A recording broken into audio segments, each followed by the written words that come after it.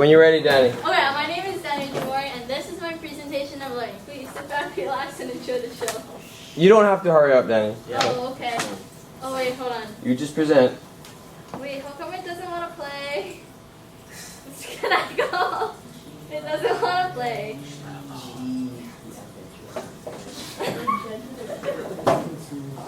Okay, it doesn't want to play. Well, it shouldn't load. It should already be there. Yeah, it's going. Oh, okay. It doesn't show on here. There's actually sound, but it's okay. Well, there's sound. Well, it's just music, so it's like not dead silent when it's running. Read the words. You could turn your iPad sound on, and it should play on your iPad, right? Oh, I don't know if it'll play through it.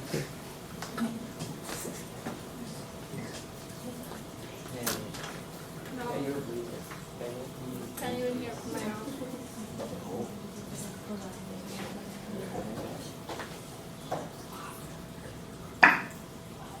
Nah, that's fine. It's only 2 anyway.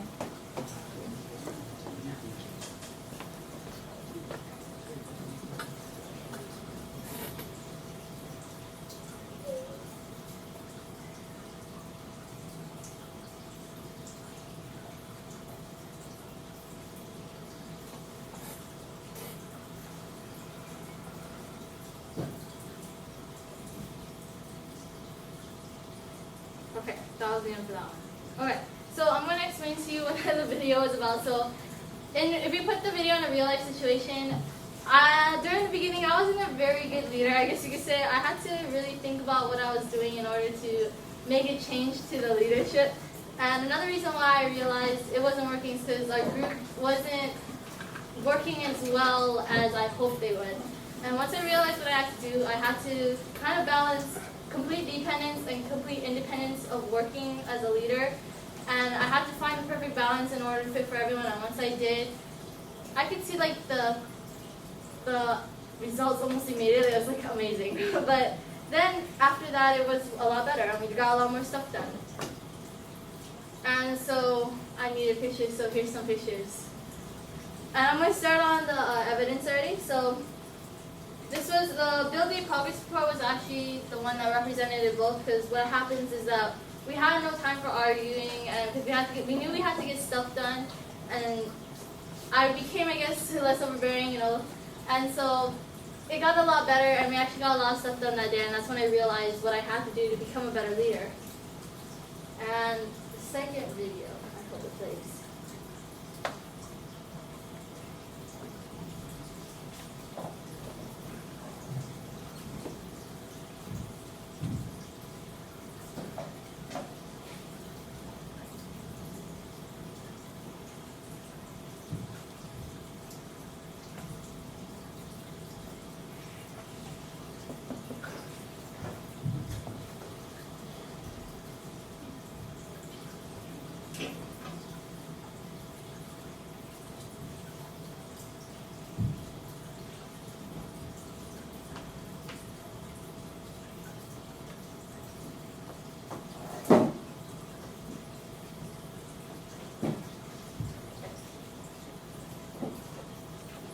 Okay, so if we were to put, what happens in the video is that Darren D, the main character, leads the group the wrong way, and then they run into Hinder, the big beast-looking thing, and then luckily they get away. But then she realizes later on that her mistake could have cost the group a lot, and so if we were to put this in a real-life situation, I would tell my group that this or that was actually the best way to do it. But then in the end, once we did it, there turned out to be easier or better way, and then I realized I thought that I let my group down because I made a mistake. So it was, I had to really think about, again, what I was doing to become a better leader. Then I realized that if I became a follower, like saw things from a different perspective, I could probably become a leader that they want me to be, because I would want to see the leader I wanted to be. And since I'm a natural born leader, it kind of made sense for me to see something from a different perspective, because it'd be a good experience for me to be the listener instead of the person who talks all the time. And then there's pictures again. And then the evidence was that technically all it talked about was that was to become a better follower in order to become a better leader, actually, and then putting myself in someone else's shoes to see it differently. And that best represented the humanities blog post from KCC too, the second one. So unfortunately, I didn't make a video for every single one. It took a while. So with my awesome storytelling skills, I will tell you guys the rest. So this is when, okay, so Daring D and her gang run out of food, and they realize that they have to now find their own, make their own, cook their own, but they don't know how, so they eat it raw. And then the MPX natives, calling themselves Cowboy and Kaneko, come to the rescue, and then they help them, and they teach them how to cook and stuff. And then now they won't starve. And then unfortunately, the big beast called Hinder comes again and wreaks havoc on their camp, and now they have no shelter. So once again, the real heroes of the story come in, and they help the MPX natives come in and help us. And now they've learned the necessities in life. So that long, complicated story will now be explained in a real-life situation. So what my challenge was is that I had to overcome a negative mental attitude. So when I found out I was going to go to KCC, I was just all like, I'm going to burn the building down, and then the neighborhood after that is going to go up in flames. And then I realized that this is not just me who's going to struggle. It's a learning experience. Other people are out there who's going to have the same problems as I am, and maybe other people in my group know how to cook too. So it actually probably be not as bad as I thought, because not a lot of us probably know how to cook or use tools in that case. And once I was taught properly, I felt like I should have American confidence, you know, watching the TV and stuff. And then when I was taught how to use the tools too, it got a lot better, and I got less nervous about it. Then I had to remind myself that it wasn't just me who benefited from all of this, it was everyone else in the class too, and all my group members who helped too.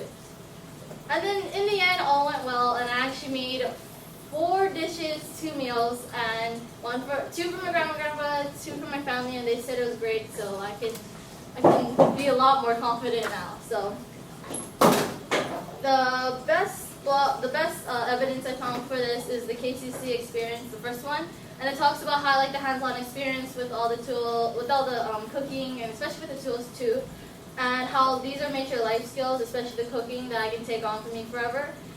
And also the major confidence boost that I had, big confidence boost on that, before I was scared to like boil water if I was going to burn the pot or something. Anyway, and so here's season 4. Think before you speak. And Daring D and her gang are coming to an end now, and they are required to speak to the natives and the MPI rulers of the land in order to go over the border of the MPX territory. And they have to not only talk, but talk multiple times, and also about their experience of how they survived and their overall general feel of it. And on the first talk, Daring D was a little rough around the edges, but then by the third, she was very confident. Very confident. Anyways, and then Dani. She always knew how to speak publicly, but the experience improved her natural abilities, because natural abilities only take you so far. So to put this in a real life situation, in life, as me being Daring D, I'm an okay public speaker. I'm obviously not very shy, but if I had a choice between to go up and speak, I'd say no. But I think if you were to see it from like the perspective of any normal person, if you threw them out into the spotlight, told them to recite this in front of 10 people or more, they'd probably get nervous. It's natural. It's normal. And when Miss Calabro really stressed public speaking, I was like, oh, this is going to be a great experience. I can enhance my skills, you know? And sure enough, it did. Each time I went up to publicly speak, especially in front of the class or in front of adults or teachers, it got a lot better each time. And it actually became less stressful and somewhat more enjoyable to talk in front of people, to like interact with the group. And I hope that it's better now too. So here are a few of the evidence. So the Odyssey class, the final, is one of the ones that we talked in front of the class. It was like an infographic. And then the second one was the Heroes Project, which we had to present in front of parents, mostly adults. Okay, so season 5, the grand finale. So Daring D and her gang needs to defeat Hinder, and Shikori tries to defeat him, but to no prevail. And then her group tells her that she has to be more patient. And Daring D is never really a patient person, ever. So she realized after 2 days of sitting down, thinking about it, that she had to combine all the skills she has learned to defeat him. And the one thing she learned, but she hadn't noticed until that moment, was that she learned how to become more patient. And when she realized that, the next time she encountered Hinder, she defeated him, knocked him dead, kind of like. And so she knew what she had to do, and they passed the MPX territory border, and they knew that they had a bright future ahead of them. Okay, so the Season 5 challenge in a real-life situation would be my biggest challenge. If you haven't noticed yet, Hinder is the hindrance or the hardest challenge that I have come to face, and that would be being impatient. And I felt that there's always a challenge behind the challenge, and that would have been becoming or overcoming impatience, which over the 14 years of my life I haven't been able to do until really recently. So I'm like, that's the best asset I've come across so far. And so here's the evidence that best represents it. So the joint or the classwork day, the project check, this is the last one they did, and it just talks about how being a leader requires a lot of patience, and that's it for that. And I want to stress again that out of 14 years of my life, I've always been impatient until I joined MPX. So I want to thank MPX and my teachers for helping me do this. Thank you.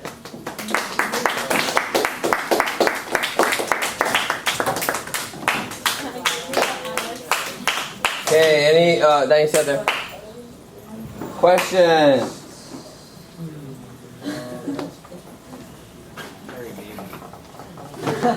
Question. Oh, Dani, Then you guys said oh that. yes. Oh, sorry. Oh, sorry. Yes, go ahead. So it's kind of hard to say what you just said, but when you're talking about your group and how sometimes it didn't go the way you planned your group, was it the group that you didn't think was going to be planned good, or was it your work? Like, what do you mean by Oh, okay. So what I mean when I say that it didn't go as smoothly as I hoped is because being a leader, you want to help your group move forward at the best pace, and you want the work to get done nicely, and you also want you guys to collaborate best. And I realized that the leadership, it was mostly just my leadership skills I feel that weren't working the best at the time, so I had to improve on it. Because I don't blame my group members for that. I actually blame myself because I feel that I wasn't doing what my group members wanted me to do properly. So I felt that I needed to become the leader that my group wanted. Any other questions? Yes. So you felt like you said you felt like you were just the boss. Yeah, I guess I could say that. I mean, in the beginning, I was like I think I was too overbearing. I'm trying to say on that. So, and also I've heard from them too. So I took their advice and decided to try to, I guess you could say, loosen the reins a little and be more open to other ideas. So I think in the end, after I gradually improved on that, it went a lot smoother, it became a lot better, and everything moved along better. So, no more questions?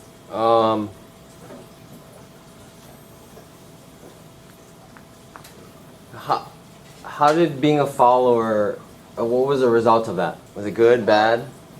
I wanted to see things from a different perspective. I didn't physically become a follower, though I wanted to be. But so what I did is I tried to see things from their eyes of how they saw me act towards them. Mm-hmm. And I feel that once I realized that you want to treat others the way you want to be treated, kind of thing. Okay. And so if I put it in that context, then it actually improved it a lot more. I realized what I was doing wrong. I saw it from what they saw. You know, we talked about like how you have to let go sometimes. Yeah. And were you able to do that? Yes, sometimes. And it got better. And did it work out okay? I think more of the feel of a. No, but did the work that was being done turn out okay? It got better. It got better. I think the flow was a lot better than the work getting better though. Okay. It's one thing at a time, Mr. Kaneko. Yeah. Okay. Yes. Oh. Go on. How long did it take for you to make the animation? Long enough for Roman to tell me stop doing that and move on or leave. Yeah. It was nice. Yeah. So yeah, it was good. Yes. Question. How long did this whole thing take you? Well, the video, see, I first actually had another video, but then I realized that it didn't really fit in nicely with the whole thing. The two videos combined took me one entire class period, the first one, and part of the end of the first video at home, and the rest of the videos were at home. It took me about a complete day of not doing anything else to finish a video and a half. So it was technically, no, it was about Okay. 12 hours plus another 6 for the next day. Yeah. It was quite a bit of time. So